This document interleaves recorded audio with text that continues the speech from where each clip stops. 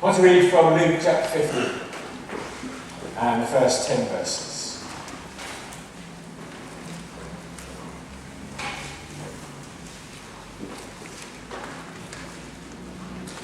Luke chapter 15, beginning in verse 1. Now the tax collectors and sinners were all gathering round to listen to Jesus. Pharisees, the teachers of the law, muttered, "This man welcomes sinners, and he eats with them." Then Jesus told them this parable.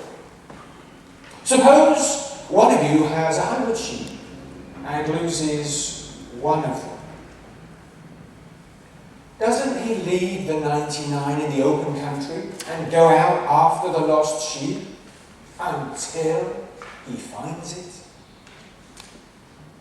And when he finds it, he joyfully puts it on his shoulders and goes home.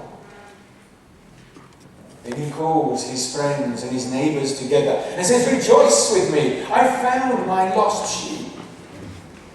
I tell you that in the same way, there will be more rejoicing in heaven over one sinner who repents than over 99 righteous people who do not need to repent.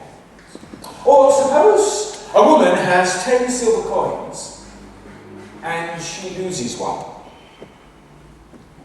Doesn't she light a lamp, sweep the house, and search carefully until she finds it?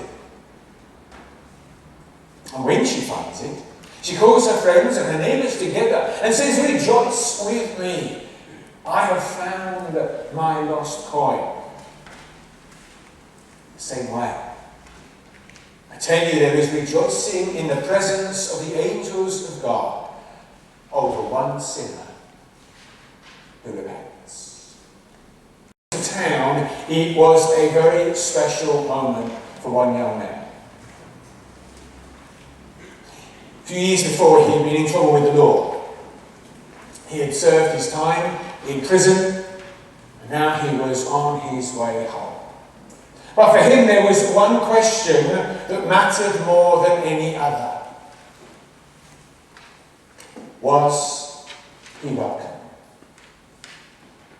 And with one person in particular, he needed to know, did she still love him after all that had taken place? And so a week or so before he was released from prison, he sent her a letter. And he said, "Look, if you do still love me, if you want me, if I am welcome, then leave me a sign." Some of you may remember the words from the song, "Tie a yellow ribbon around the old oak tree. So when the bus comes around the corner and we approach that old oak tree, the one that we all know and recognise in our town, if there's a yellow ribbon on it, then I'll know that you're saying I'm welcome." As the bus drove around the corner, he could hardly bear to look. But actually he didn't need to, because all the cheers on the bus would have told him. And when he opened his eyes, there wasn't just one, there were 100 yellow ribbons round that tree. The welcome was so clear, it was so obvious, it was so convincing. Parables that Jesus tells in Luke 15. Stories that many of us know very well. If we grew up within church or went to Sunday school, we've heard them loads of times. But the point that Jesus is making is, with God, there is a big welcome. God welcomes sinners. In fact, what the parable first of all begins to tell us is that the Lord seeks for men and women passionately, with all of his heart. You see what the shepherd did? It says he went out and he looked until he found it. It wasn't just a quick glance over there, as I can't see it, never mind, at least I've got 99. That wasn't good enough for him. There was one that was missing and he wanted it. And then see how the woman responds too. Look how hard she searches for just one lost coin. 1 of 10. The word is drachma, which is probably very similar to the Roman denarius. And that was a coin that was worth about 1 day's wage for an average worker, which in today's terms probably means around about £100. Now, maybe the 10 coins were something that she wore on a chain around her neck, or that she maybe kept safe in a little bag. Some people think it might have been her dowry.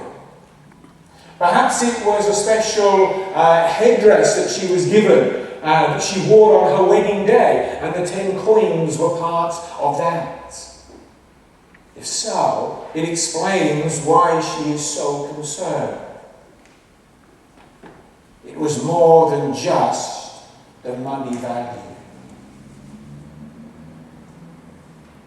And so she starts to look. Maybe her home was a simple square-shaped home. Possibly simply a dirt floor. Maybe a stone floor, but probably one with lots of cracks and crevices in it. So a little bit like out in front of the church, where we've got all the stonework, but there's all these gaps between them. You can see there's where the flowers are growing up.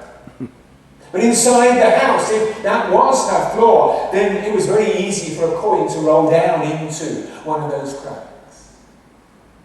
And if it was a simple square-shaped house, then they weren't built in those days with the large windows that we like to have. The windows would have been quite small. So it would not have been easy to see where the coin was. And so she lights a lamp. Probably a simple oil lamp that she would hold in her hand, and the flame probably flickering a little bit. So not great light, still not easy to see, but better than nothing. And then she takes a broom and she begins to sweep. She's probably cleared everything out of the house first. And now she begins to sweep from one corner all the way down. And then moving over all the way down, making sure she doesn't miss an inch. Hoping that if it is a stone floor and the bristles of the broom catch the coin, that she will hear it clinking on the stone floor. This is no half-hearted search.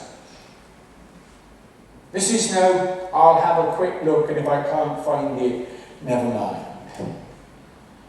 The coin mattered to her greatly, just as that one sheep mattered to the shepherd.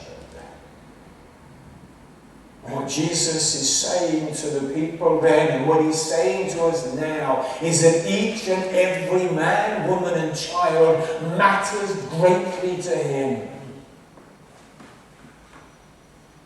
And if we can sing the songs that we've sung this morning, his love, his grace, his forgiveness, the warmth of his embrace, then something of that love has to be in our hearts for those who don't know him. We need to have something of his concern for others. Which verse is that one? I can't read the verse. Anyway, Isaiah speaks to us of something of the love and the joy that God has for his people. In Isaiah 62 it says, as a bridegroom rejoices over his bride. And on your wedding day, who doesn't? There's that moment, isn't there, when you're sat at the front of the church waiting for her to come in. And either we can't wait any longer, we turn and we look, but then the church is full and we still can't sit. Until she gets to here, and then we see. Who doesn't know a sense of joy and of love welling up within our hearts in that moment? And Isaiah says, so God loves and rejoices over his people. That's how God thinks about you this morning. is how God cares for every person in the world that doesn't yet know him. The wonderful words in Jeremiah 31, in which God speaks to his people at a time of trouble. Actually, at a time when they have been taken away from their city and their land and taken to a strange place of Babylon. And maybe there are all sorts of questions going on in their minds. Is this it? Is that the end of the covenant? Does God care about us anymore? Are we doomed to live here forever? God speaks to his prophet and says, I have loved you with an everlasting love. And if it's an everlasting love, then it cannot be broken. It will never end. That was the concern of God for his people. One of the great moments in church is when some of our babies become toddlers and they're trying to walk. You've seen it, haven't you? Sometimes mum and dad will take and hold their hand very firmly. And they begin to slip, just pull them up a little. But there's another picture that I love and I remember doing as a dad, which is I would stand behind my child and I would give them 2 fingers. And they would grab hold of those 2 fingers. Maybe even they would put their feet on top of mine. And holding on to them, I would walk. And so would that. Go and have a look at Hosea chapter 11. Is that not the picture that God gives of his relationship with his people? When Israel was a child, I loved him. Verse 3, God says, it was I who taught Ephraim to walk, taking them by the hand. What an amazing picture of the love, the concern that God has for men and women.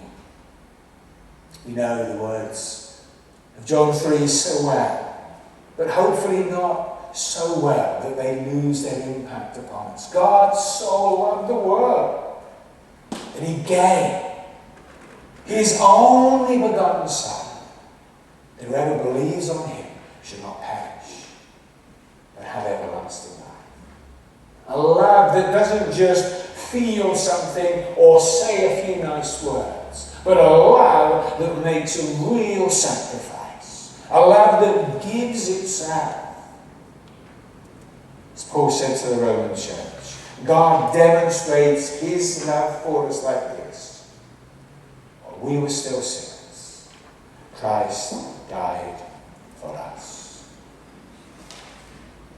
The parable that Jesus tells here of a shepherd and of a woman, illustrating just some pale kind of reflection. The incredible love and passion and concern of God for men and women. And in this parable, Jesus is asking us, do you not know something of that also? And it's because of that depth of love and of concern that there's the great joy. Jesus says it at the end of both parables, makes the same point.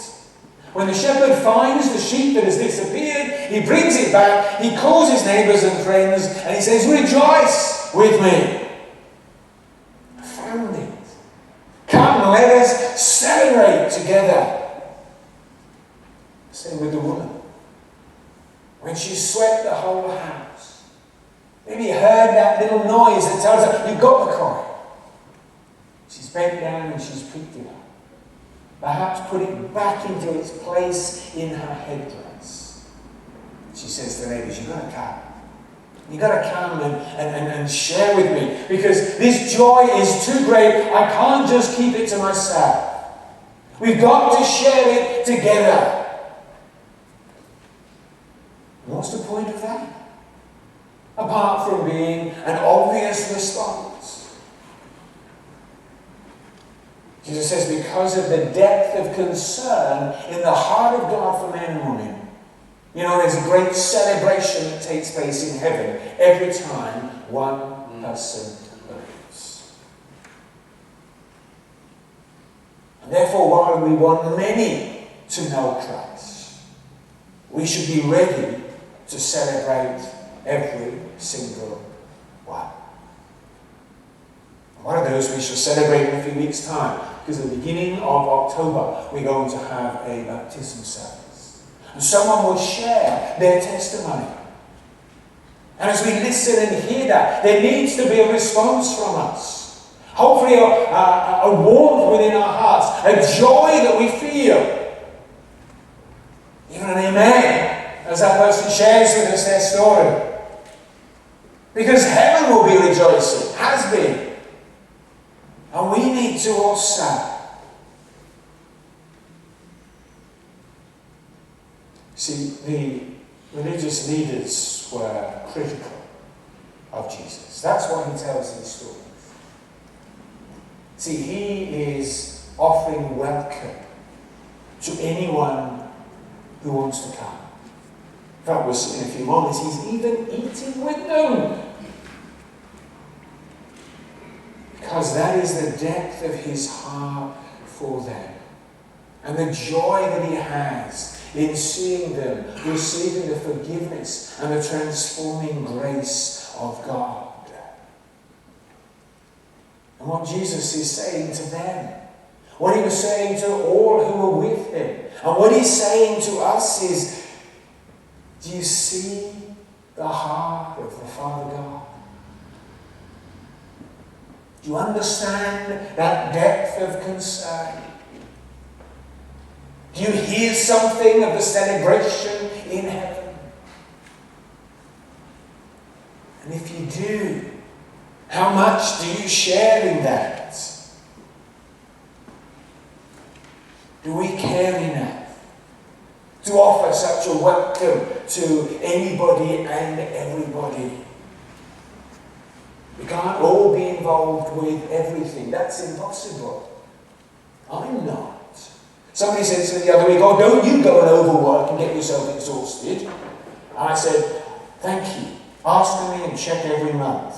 But I said, wait until September and have a look at the display in the foyer and in the concourse. And if we've got 8 or 9 different parts of our program in the autumn, try and find my face on the picture.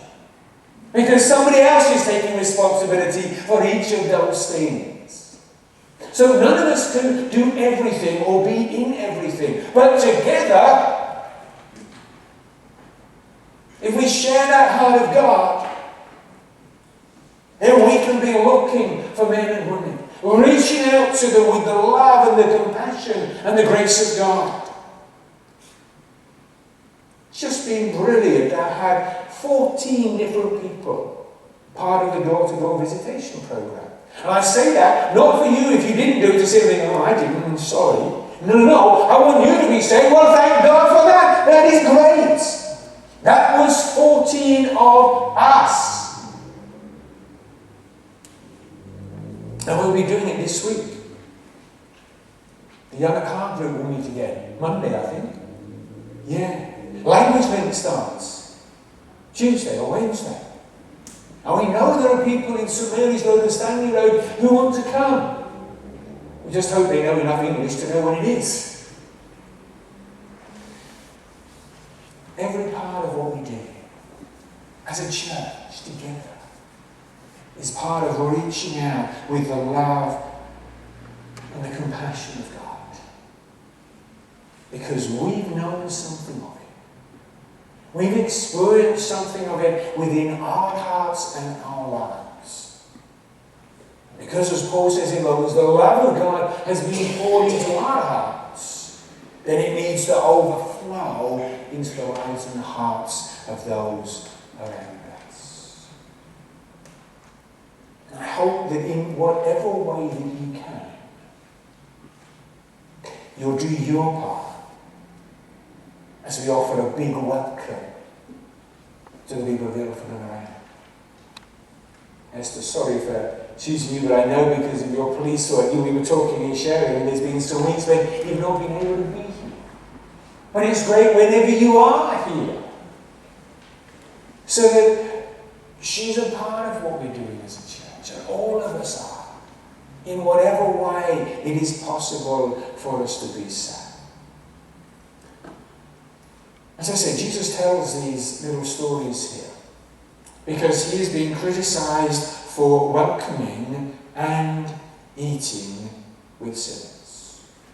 So if the first thing is that God's heart reaches out to men and women, the second thing that Jesus is saying is God's heart is open to welcome men and women. In fact, to welcome sinners. If we move on to point 2, Jennifer. The Lord welcomes sinners. This was the problem. Verse 1, now the tax collectors and sinners. Luke seems to be using the word that people were saying, oh, Jesus is meeting with the tax collectors and other sinners. And they're gathering around to listen to him. But sinners probably means people who had a bad reputation. Those who didn't even try to live up to the standards set by the rabbis and teachers of the day. But why are tax collectors lumped together with other sinners? At that point, Israel was under Roman occupation. And if you had enough money, then you could pay the Romans to buy the right to collect taxes on imports and exports. If you bought those rights, you could actually sublet them to chief tax collectors, who in turn would sublet again to collectors. And at each level, they would take as much as they could get away with. There was no proper set of regulations that said it would be this much and no more. They just took as much as they could. And so they were not liked because they were often greedy. They became rich at the expense of the majority of the people. And what's worse, they worked for the hated Roman oppressors. And if you had anything to do with them, they would contaminate you. So they were excluded. But Jesus, a teacher, a prophet, a healer, a man of God, he is opening his arms to welcome people like that.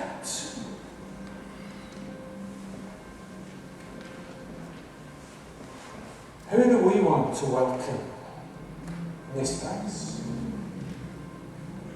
People who are polite, who dress well, have good jobs, have a smart car, have well-behaved children. Now, of course, we want to welcome all people, but what about the refugee? What about the homeless? What about the person whose marriage is broken up? What about the person struggling with an alcohol addiction? Or debt problems? Or will people like that affect the reputation of High Road Baptist Church?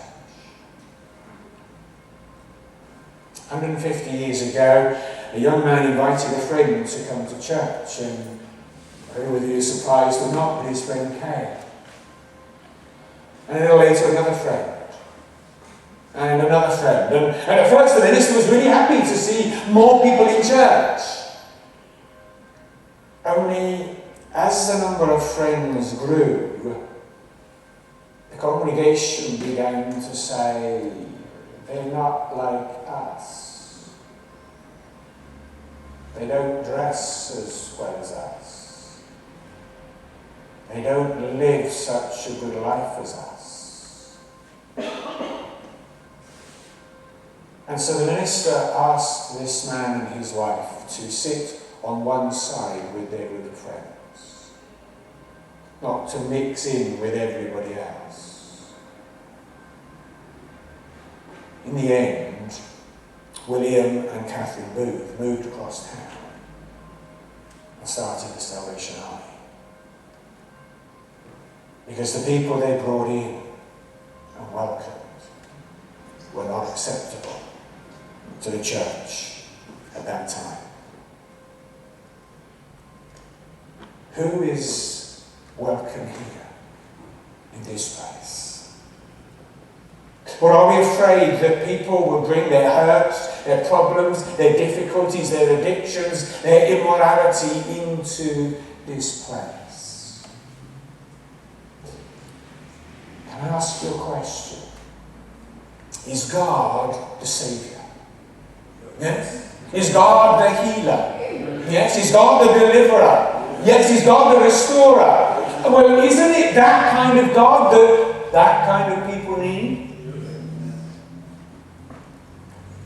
So we need to be a church that is welcome to all. Rich and poor, old and young, in work and out of work, with a nice home, with no home, British and any other nationality at all. Because that's what Jesus does. He welcomes all. But not only did he welcome them, Jesus ate with them. I will never ever, for as long as I live, forget something that somebody who became a good friend said to me just a few days after we arrived in Sri Lanka in January 2010. It was Monday night. It was the first evening of the Bible school week. And we had chapel together, and students and lecturers, we went to have dinner. And Andrew and I went, and we took some food, we put it on our plate, we sat down, and we were starting to eat.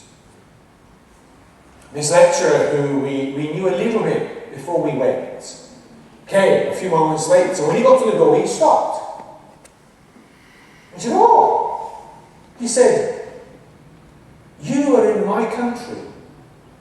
You are eating my food. You are eating it my way," meaning we're making a bit of a mess and trying to use our fingers. And he said, "You're my friends." And I treasure that statement. You see, that's what Jesus was doing. In sitting down, not just welcoming them, but eating with them, he was saying to them, "You're my friends." He was showing real love to them, real fellowship with them. One of them, Levi, had been a tax collector. So Jesus was welcoming and eating with them. And you know, through this autumn, we're going to have plenty of opportunities to eat together. Thank God for the work that Evelyn does every month, so we can have a shared lunch together. And that's such a good time. Just to eat together, talk together, and just get to know each other a little more. And an opportunity when people come new to church to say, "Hey, we've got shared lunch today, would you like to stay?" If that means that I get 2 potatoes instead of 4, then that's great. Probably be better for me. But what an opportunity. And you know, 6 months ago, we began to ask a question in church meeting and said, shall we as a church think about possibly working together with the Terence Higgins Trust to offer a free testing service for HIV and AIDS? In that meeting we said, yeah, let's explore that a little bit. And so we began to explore it a little bit, and then a little bit further. And now it's not just simply about HIV and AIDS, it's about a program we're going to be calling In Faith, in Health. You've seen it in the pink Big Welcome booklet. Sounds good. It's only a penny's worth. But they are saying that they can help to subsidise and sponsor for us a series of meals with a talk in terms of faith and health. And as an organisation, they want to promote the faith thing. I wrote a little leaflet for them, and they said, you can say a bit more about faith than you are. And so next month, first Saturday of October, we're going to have a special men's breakfast. Tony's just left, but just tell him every breakfast is special. But this is a little different because they're going to sponsor this one. Somebody's going to come.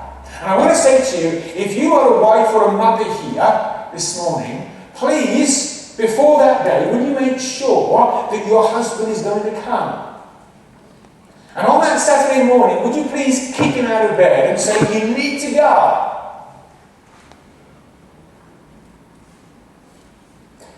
Because at the end of the month, there will be an evening meeting and an evening meal for ladies. And I want to say to the husbands and to the dads, will you please say to your wife, you've got to go. Don't say I don't want you here, but just say you need to go out this evening. And if you've got a dozen kids, say it's okay, I'll manage. Well, maybe. But whatever it is, encourage her to come and to be part of that. And one Monday lunchtime, hopefully the young at heart group are going to have lunch and a talk as well. And so if some of you have heard about Young at Heart and thought, well, I've never been, that would be a great chance to come and meet those who are already here, and maybe one or two from St Mary's Road and Stanley Road who have expressed an interest. We're going to have an opportunity to sit and to eat together. It's about welcome, it's about friendship, and it's about an opportunity to share the gospel. Because that's what Jesus is doing. Jesus isn't caught up into their wrong behaviour, but rather through his welcome, his friendship, his love, his acceptance, they begin to see the love and the grace and the forgiveness, and they begin to encounter the transforming power of God. That's what it's all about. So as we launch into the autumn, so we begin to say, big welcome, what are people going to find when they come? What welcome will we give them in the foyer? What welcome will we give them as they come through those two doors? When people take a seat in the pew, will it be isolated, or will someone go and say, hello and nice to see you? After the service, if we see someone that we don't know, will we say, would you like to come and have tea and coffee? We might actually find when we're chatting over tea and coffee, we've both been in the church for 25 years, and we don't know each other. Well, that would be a great moment. But it may be somebody new who needs to know that they're welcome and accepted. We haven't touched on the third parable in Luke 15. You probably know it. What an amazing welcome the Father gave to his son. The younger son, he said, Dad, I want my inheritance, I want it now. Some commentators are saying that actually what the boy was more or less saying was, I wish you were dead. But he doesn't just take the inheritance, he goes away and he wastes it. Fritters it away. And eventually he comes to his senses and realizes that actually the servants in his father's house have more than he has. And he says, therefore I'm going to go back and I'm going to say to my dad, I'm sorry. I've really messed it up. But what a welcome the Father gives to him. He sees him a long way off and he pulls up the outer garment that he's wearing and he runs. A man of his age did not act like that. It was undignified. But it was more important for him to get to his son and welcome him. Put his arms around him and give him a kiss. The kiss this was reserved for a member of the family or a close friend. So see what he was saying to the boy. He put the best robe on him. That would have been his own robe, because the father would have the best robe. He put a ring upon his finger that said, "Son, you belong." And he put sandals upon his feet, because in the home the servants would not have had sandals, only the family. Did the son deserve any of that? No. Did he even expect any of that? See the welcome that the Father gave to that boy. Jesus is saying to us, know two things. That's the welcome that I offer to each and every one of you. And it's the big welcome that I want you to offer to everyone that you know. Let's pray.